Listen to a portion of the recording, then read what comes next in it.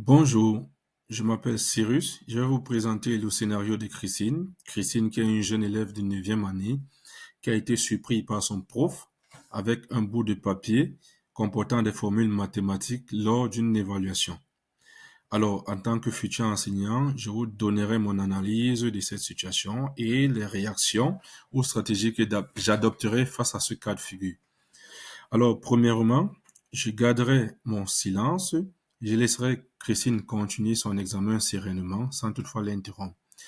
Toutefois, je garderai un œil sur elle, question de me rassurer qu'elle n'utiliserait pas ce bout de papier à des fins de tricherie. Pour les autres élèves, je me rassurerai également qu'il n'y ait pas d'objet ou de bout de papier non autorisé pour cette évaluation.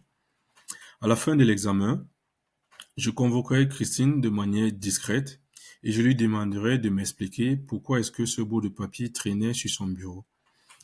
Je l'écouterai attentivement et je l'écouterai attentivement sans porter de jugement hâtif.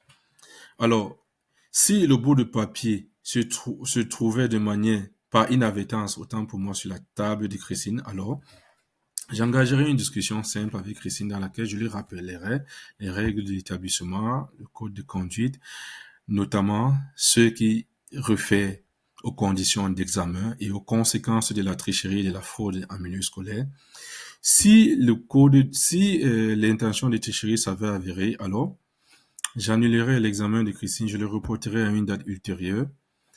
Secondairement, j'en discuterai avec ma hiérarchie et nous appliquerons ensemble, prendrons des décisions ensemble pour le cas de Christine, notamment en application des règles d'éthique et de déontologie et des règlements intérieurs de notre établissement scolaire.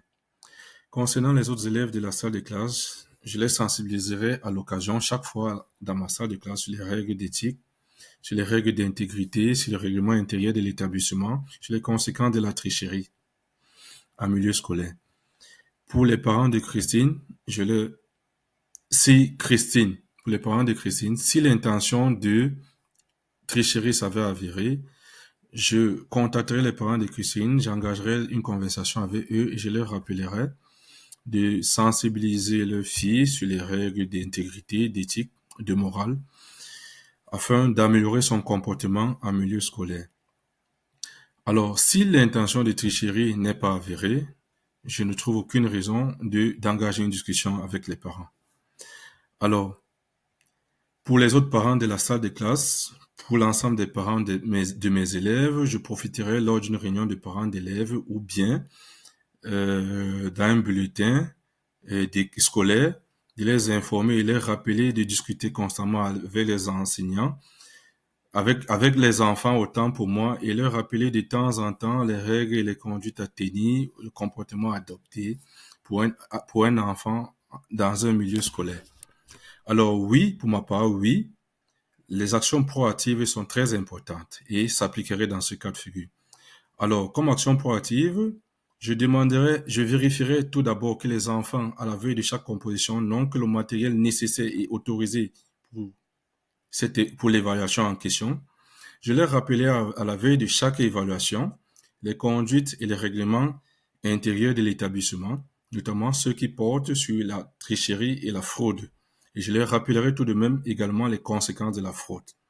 Voilà. Et je leur demanderai également de poser des questions. Je vous en remercie.